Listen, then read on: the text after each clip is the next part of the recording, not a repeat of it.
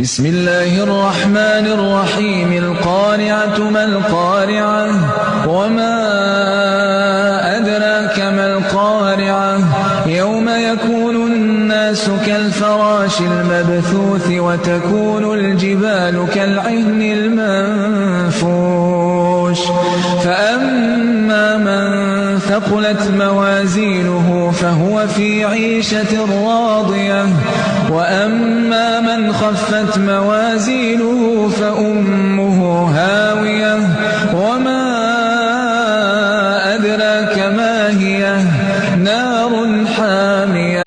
ما القارعة وما أدراك ما القارعة يوم يكون الناس كالفراش المبثوث وتكون الجبال كالعهن المنفوش